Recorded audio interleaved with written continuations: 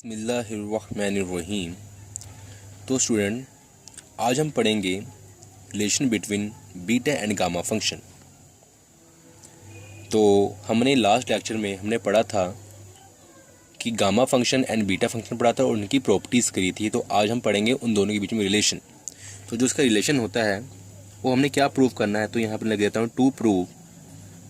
मैंने प्रूव क्या करना है, हमने क्या प्रूव करना है, तो हमने जो प्रूव करना है वो है हमारा, देखो आप, beta m n equal to gamma m gamma n gamma m plus n. तो जो हमने प्रूव करना है वो मैंने इस फॉर्म को मैंने प्रूव करना है। आज हमने ये प्रूव करना है। तो इसके लिए फर्स्ट ऑफ ऑल मैं कुछ आपको बताता चलूँ कि जो ये हम प्रूव करेंगे, इसके बाद जो इसका रिजल्ट आएगा, जो ये मतलब जो हम प्रूव करेंगे, इससे हमें एक और रिजल्ट उसको फाइंड करेंगे, एक और रिजल्ट हम प्रूव करेंगे, एक और रिजल्ट बनाएंगे। तो इसको मैं स्टार्ट करता हूँ। तो हमें पता है कि we know that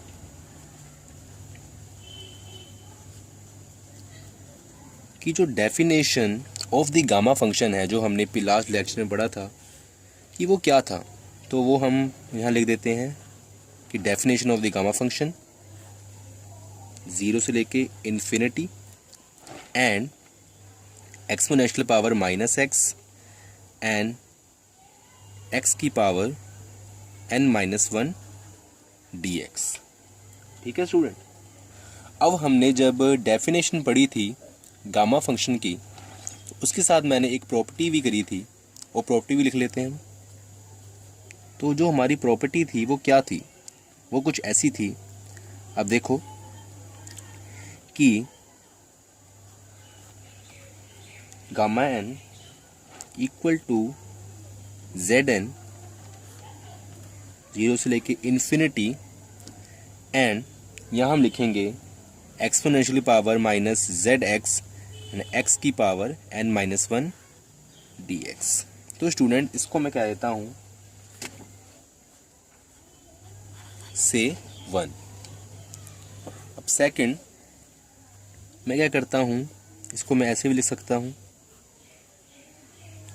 Z n 0 to infinity exponential की power minus z x and x की पावर माइनस n dx, और इसको मैं लिख लेता हूँ 2। ठीक है ना। इस केस को मैंने जेड एन को यहाँ शिफ्ट कर दिया। अब आगे मैं क्या करता हूँ, थोड़ा सा मैं आपको बताऊँगा। मैं पहले लिख लेता हूँ मल्टीप्लाइंग 1 बोथ साइड्स बाय, ध्यान रखना, बाय एक्सपोनेंशियल की power minus z and Z की power m-1 and then integrated with respect to z from, मतलब लिमिट जो हमारी है वो होगी z approaches to 0 to z approaches to infinity। तो स्टूडेंट, इसको हम देखते हैं, जो मैंने लिखा इसका मतलब क्या हुआ। तो इसका जो मतलब हुआ हमारा वो कुछ इस टाइप का हुआ। जो हमारा 1 है, जो हमने लिया इक्वेशन, उसमें हम मल्टीप्लाई करेंगे बोथ साइड और उसका इंटीग्रेशन करेंगे। क्या है हमारा वो, एक्सपोनेंशियल की power minus z x into, ठीक है, not a minus z x into only exponentially power minus z and z की पावर m-1 और dz इक्वल टू, ठीक है, इक्वल टू 0 से लेके इन्फिनिटी माइनस z की पावर m-1। अब जो ये है फर्स्ट का वो अंदर रख लेता हूँ मैं,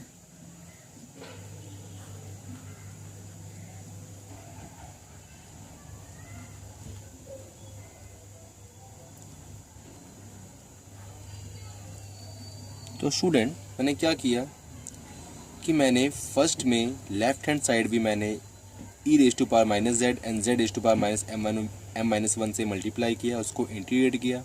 उसकी जो हमारी लिमिट थी वो 0 से लेके इन्फिनिटी थी, और वो किया मैंने with respect to z। And right hand side में मैंने सेम वही किया, और जो हमारा फर्स्ट का था वो मैंने इस ब्रैकेट में लिख लिया। तो इसका मतलब क्या हुआ, जो मैंने ब्रैकेट में लिखा कि दिस इक्वेशन या this form is a integrate of this value else this integration. Okay, तो हम अब आगे करते हैं कि जो ये वैल्यू है इसका, जो ये हमारी फॉर्म है, ये इस जो वैल्यू की हम इंटीग्रेशन कर रहे हैं, इस वैल्यू की इंटीग्रेट पार्ट है इसका। ठीक है, तो इसको हम आगे और सॉल्व करते हैं थोड़ा सा। देखो n, अगर आपको दिख रहा हो तो n 0 से लेके infinity minus z m-1 dz। और स्टूडेंट यहाँ देखो, यहाँ 2 बार इंटीग्रेशन के साइन है, तो पहले इसको तो हम इसको लिखते हैं। ठीक है, अब क्या है हमारे पास, यहाँ देखो हम जो हमारा एक्सपोनेंशियल पावर देखो, तो एक्सपोनेंशियल की जो पावर है हमारी वो क्या है, एक में क्या है e raise to power minus z है, और दूसरे में क्या है e raise to power minus z x है। तो इसमें से मैं क्या करता हूँ, दोनों को कॉमन लेके ऊपर माइनस जेड कॉमन निकालता हूँ, यहाँ आ जाएगा 1 प्लस एक्स। अब जो हमारा सेकंड पार्ट है इसको मैं डिफरेंट कलर से डिनोट करता हूँ। ये क्या है, z raise to power m-1 है, और ये क्या है, z raise to power n है। तो इसको भी मैं लिख लेता हूँ कॉमन करके, तो ये आ जाएगा हमारा z की पावर m प्लस n-1। और आगे हमने क्या करना है, ये x तो हमारा सिंपल है, तो इसको x को हम ऐसे लिख देंगे, और यहाँ लिख देंगे dx और dz, और इसको मैं चाहूँ तो एक ब्रैकेट में मैं इसको बंद कर सकता हूँ। सो स्टूडेंट हमारा ये फॉर्म, हमारी हमारी है ये बन चुकी है। अब हम क्या करना है कि हमने इसका इंटीग्रेशन करना है, बट यहाँ हम देख रहे हैं कि पहले क्या आ रहा है, dx और dz। ठीक है, पहले हम with respect to dx integrate करेंगे, और विद रिस्पेक्ट टू फिर बाद में dz इंटीग्रेट करेंगे। ठीक है, क्योंकि हमारा इस सीरियल वाइज है वो भी हमारा सेम ही चल रहा है। जो पैटर्न है कि पहले मैंने dx से किया, और जो बाद में मैंने जो dz लिया। ठीक है, मतलब मेरा कहने क्या है कि जो पहले मैंने इंटीग्रेशन करना था वो सबसे पहले dx था, जो पहले से था, जो उसकी प्रॉपर्टी में था, जो उसकी डेफिनेशन में था। और जो बाद में मैंने ये जो मल्टीप्लाई किया और जो बाद मैंने कंडीशन लिखी तो वो बाद में है। तो इसके अकॉर्डिंग ये होगा कि पहले तो मैं dx से, मतलब dx के रिस्पेक्ट में मैं x के रिस्पेक्ट में मैं इंटीग्रेशन अपना इस फॉर्म को इंटीग्रेट करूं, फिर बाद में z के रिस्पेक्ट में मैं इंटीग्रेट करूं। बट स्टूडेंट यहाँ मैं कुछ चेंज करूँगा। यहाँ पर मैं क्या चेंज करूँगा कि मैं यहाँ लिमिट चेंज करूँगा। क्यों करूँगा लिमिट चेंज, इसको मैं ऑपोजिट कर दूँगा, उल्टा कर दूँगा। पहले मैं इसको dz से या dz के रिस्पेक्ट में इंटीग्रेट करूँगा, और फिर आफ्टर dx के रिस्पेक्ट में इंटीग्रेट करूँगा। और मैं ये क्यों करूँगा, आप देखो तो आप ये बोलोगे सर इसकी वैल्यू तो चेंज हो जाएगी इंटीग्रेशन की। तो मेरा जो आंसर होगा वो होगा नो, बिकॉज यहाँ पर हम देखते हैं कि जो इंटीग्रेशन की लिमिट है वो क्या है, हमारी कांस्टेंट है। नोट है, ये वेरिएबल नहीं है, कांस्टेंट है। ठीक है, और क्या जो दोनों इंटीग्रेशन की लिमिट है वो सेम है। तो अगर हम इसको इंटरचेंज भी करते हैं, dz को पहले लिखते हैं, dx को बाद, मतलब कि पहले हम इस वैल्यू को dz के रिस्पेक्ट में इंटीग्रेट करते हैं और बाद में हम dx के रिस्पेक्ट में इंटीग्रेट करते हैं, तो हमारी जो वैल्यू है इंटीग्रेशन की जो लास्ट में आएगी उसमें कोई फ़र्क नहीं पड़ेगा। ओके, तो ये बात समझ लो। तो मैं यहाँ लिख लेता हूँ कि changing the order of the integration. Okay student, तो आगे हम नेक्स्ट में लिखते हैं, so please note it down. So student मैं इस फॉर्म की थोड़ी अरेंजमेंट करके अपनी जो इसकी अरेंज करके इसको लिख लेता हूँ। इसकी अपनी जो अरेंजमेंट है जो मैंने कंडीशन लिखी है डी जेड और डी एक्स के रिस्पेक्ट में, उसके हिसाब से लिख लेता हूँ मैं। तो आप देखो, मैं लिखूँगा इसको, देयरफॉर देखिए infinity e raise to power minus z to z raise to power m minus one d z equal to 0 से लेके infinity and x raise to power n minus one and further 0 से लेके infinity e raise to power minus z 1 plus x and z raise to power m plus 1 minus 1 and this is a d z after d x. तो student, मैंने क्या किया, जो इस form में जो हमारा एक्स है इसमें जेड की कोई प्रेजेंस नहीं थी, तो इसको मैंने बाहर निकाल लिया, क्योंकि फर्स्ट ऑफ ऑल मैं डी जेड के रिस्पेक्ट में इसको इंटीग्रेट करूंगा। तो यहाँ पर मैंने बाहर निकाला और बाकियों को मैंने ऐसे लिख लिया और लास्ट में डी एक्स लिख लिया। तो इसको हम इंटीग्रेट करते हैं। तो स्टूडेंट, थोड़ा सा गौर करना अब कि मैंने क्या किया। इस फॉर्म को देखना एंड ये जो ब्रैकेट में जो क्लोज्ड फॉर्म है इसको देखना। इससे हम कुछ बनाएंगे। देखो हम क्या बनाएंगे,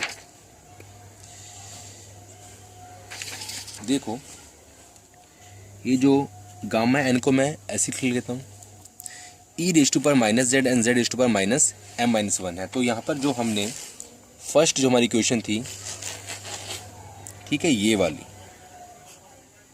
इसको देखो और इसको कंपेयर करो। जब यहाँ पर e raise to power minus x था और यहाँ पर क्या है, e raise to power minus z है, और एक्स था यहाँ पर, तो यहाँ क्या है, जेड है, और जेड की पावर क्या है, माइनस। मतलब जो पावर एक्सपोनेंशियल की है वो आगे आती है। तो यहाँ पर भी हमारा कंडीशन सेम है, जो पावर एक्सपोनेंशियल की है जेड में वो आगे आती है यहाँ पर। और उसके बाद जो एक्स की पावर होती है एन माइनस वन, ठीक है, और जो एन होता है उसमें वो यहाँ पर आता है। तो यहाँ पर क्या जेड की पावर एम है, एम माइनस वन, तो जो होता है वो आगे आएगा। तो इसको हम कैसे लिख सकते हैं, इसको हम लिख सकते हैं ऐसे, ठीक है, या अपना गामा एन था या कर दे गामा एम, ठीक है, आपको समझ आ गया होगा। और इसको मैं लिखता हूँ, इस पोर्शन को तो मैं लिख लेता हूँ पहले सेम ही एक्स माइनस वन। अब देखो जो ये पोर्शन है इससे मैंने क्या करना, तो आप इस सेकंड वाले जो इक्वेशन इसको मैच करो। तो सेकंड वाला जो इक्वेशन है मैं आपको बताता हूँ, थोड़ा सा फोल्ड करके कि आपको दिखे सही तरह।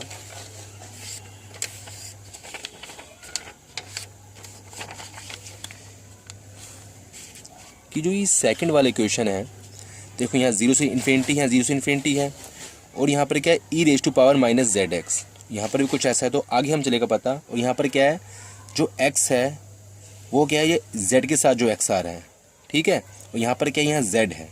तो यहाँ से हमें क्या चला पता कि यहाँ पर जो काम एक्स कर रहा है इस इक्वेशन में, ठीक है, यहाँ पर वो काम क्या कर रहा है, जेड कर रहा है, ठीक है। जो यहाँ पर इस इक्वेशन में एक्स कर रहा है वो यहाँ जेड कर रहा है, और जेड की पावर क्या है, एन माइनस वन। तो यहाँ पर जो काम एन कर रहा है तो यहाँ पर वो काम क्या कर रहा है, एम।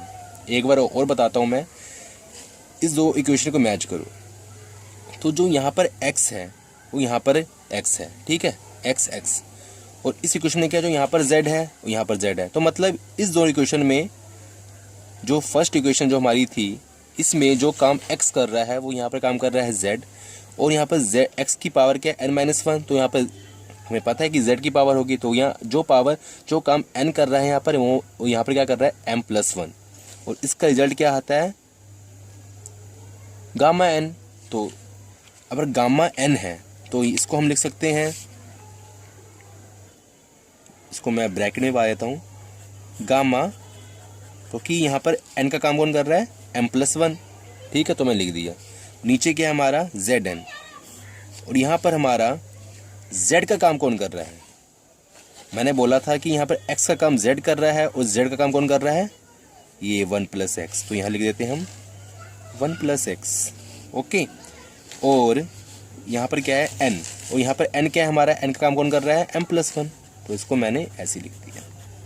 ठीक है स्टूडेंट, यहाँ कर दिया dx जो हमारा बाहर है, और विद रिस्पेक्ट टू यहाँ x था, यहाँ क्या है z है, तो ये हमने सब चेंज कर दिया हमने सब कुछ।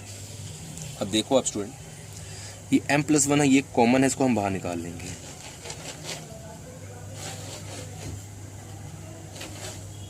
ये 0 से इन्फिनिटी, इन्फिनिटी,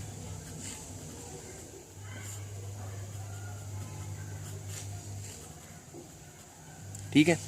इसको मैं कैसे लिख सकता हूँ, इसको मैं ऐसे भी लिख सकता हूँ, देखो आप, इस इक्वेशन को ऐसे लिख सकता हूँ मैं, +n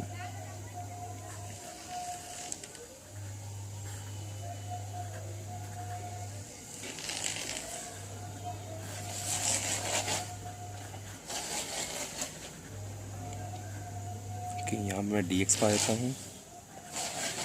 तो स्टूडेंट इसको मैं मान लेता हूँ, एक्चुअली यहाँ पर मैं थोड़ा कट करूँगा क्योंकि यहाँ पर मैंने एम यहाँ ले लिया, आई एम सॉरी, मैंने गलत लिख लिया था।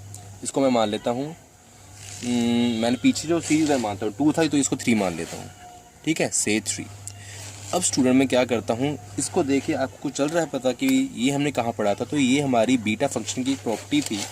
वो क्या थी, वो ये प्रॉपर्टी थी हमारी कि बीटा mn इक्वल टू सो लेके infinity x⁻n-1 and 1 + x m+n। और ये आपको तभी पता होगा जब आपने मेरा लास्ट जो लेक्चर है बीटा फंक्शन का सुना होगा, पढ़ा होगा, या फिर बुक्स में आपको देखा होगा आपने, तो आपको पता होगा। तो उसके बारे में आपको जब तक आप वो नहीं पढ़ोगे तब तक आपको ये नहीं चलेगा पता ये कैसे आया। तो यहाँ पर dx, ठीक है, तो इसको मैं फॉल्व कर देता हूँ। तो मैं करता हूँ यहाँ पर कि फ्रॉम 3 and 4 इन दोनों से क्या आ गया कि beta mn equal to m n and m+n। तो स्टूडेंट, तो आपने देखा कि यही मैंने प्रूव करना था, ठीक है, और ये हमारा रिजल्ट बन चुका है।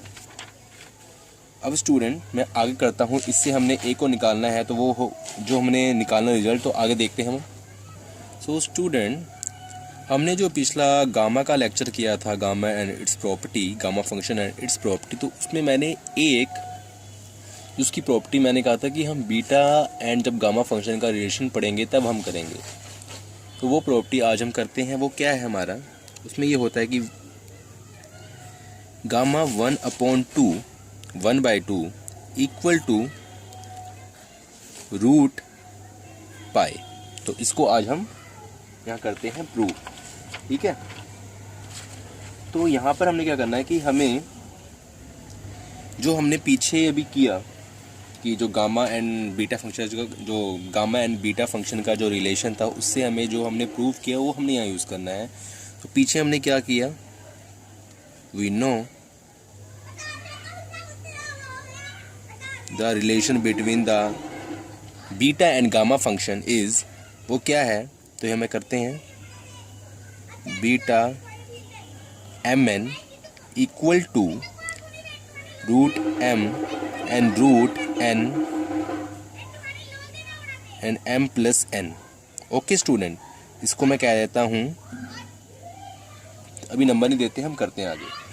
उसके बाद हम क्या करते हैं कि वी नो डैट, अगर मैं नंबर, चलो उसको नंबर 1 दे देता हूँ मैं, and we know that also we know that कि हमने एक प्रॉपर्टी पढ़ी है बीटा फंक्शन की, वो क्या होती है। अब यहाँ देखो, हमने ये पढ़ा हुआ है 0 से लेके इन्फिनिटी, 0 से लेके π/2 and sine theta 2m-1 and cos theta 2n-1 d theta. तो हमने ये प्रॉपर्टी पढ़ी हुई है, इसको मैं 2 कहता हूँ। तो फ्रॉम 1 and 2 वी गेट, क्या इससे हमारा रिजल्ट निकला 1 और 2 से, तो हम कह सकते हैं कि mn upon m+n equal to 2 0 से लेके π/2 इसकी लिमिट है। Sign theta 2m-1 cos theta 2n-1 d theta. Okay student, अब मैंने क्या करना है कि मैंने अगर ये प्रूव करना है तो यहाँ से मुझे चल रहा पता है कि यहाँ पर 1/2 होना चाहिए, तो मैं यहाँ कुछ सब्स्टिट्यूट करूँगा कि put m equal to 1/2। Okay student, मैं थोड़ा ऊपर कर देता हूँ, एंड n इक्वल टू 1/2। और इससे हमें क्या मिल रहा है इन दोनों से कि 2m-1 equal to 0 and 2n-1 equal to 0 and this substitute in 1 या this substitute in 2। I am sorry student, from 1 and 2, तो इसको मैं मानता हूँ 3 and this substitute put in 3। Okay student, तो यहाँ पर ये जो वैल्यूज़ है मैं यहाँ पुट करूँगा, तो मैं थोड़ा यहाँ ही कर देता हूँ कि आपको चल जाए पता। तो देखो आप कि मैंने यहाँ पर वैल्यू पुट कर दी, इसको मैंने लेफ्ट हैंड साइड लिख लिया, तो मैं थोड़ा कर लेता हूँ इसको। π/2 साइन थीटा 2m-1 यहाँ से आ गया हमारा 0, जब हम यहाँ कुछ सब्स्टिट्यूट करते हैं तो, एंड कॉस थीटा भी हमारा आ गया 0 और ये आ गया डी थीटा इक्वल टू 1/2 हमने वैल्यू पुट करी थी m की और n की भी, तो ये आ गया हमारा 1/2 प्लस 1/2, ये आ गया 2, ये आ गया 0 से π/2, साइन थीटा 0 1, ये भी 1, ये डी थीटा, ठीक है। और ये आ गया हमारा 1/2 गामा का होल स्क्वायर, और नीचे क्या आ गया 1/2 प्लस 1/2, तो ये आएगा 1 गामा। आगे करते हैं, इसका क्या आएगा, इसका हम जब वो करते हैं तो ये आएगा थीटा π/2 0, और ये आएगा गामा 1/2 का होल स्क्वायर। ओके स्टूडेंट, तो मैं यहाँ करता हूँ थोड़ा सा कि आपको मैं पेज ना पलटाऊँ तो आपको थोड़ा इजी हो। तो ये आएगा 2 × π/2, यहाँ मैंने लिमिट पुट कर दी, ये 1/2 गामा का होल स्क्वायर, 2 से 2 कैंसिल, ये हमारा रह जाएगा पाई इक्वल टू 1/2 गामा का होल स्क्वायर, और यहाँ से हमारा बन गया 1/2 गामा इक्वल टू पाई का रूट। तो स्टूडेंट हमने यहाँ पर ये प्रूफ कर लिया, ठीक है, जो हमने प्रूव करना था। तो स्टूडेंट मिलते हैं नेक्स्ट वीडियो में एक और कोई न्यू टॉपिक के साथ। तो please student, if you in good mood, please like and share and subscribe my channel. खुदा हाफिज़, गुड बाय।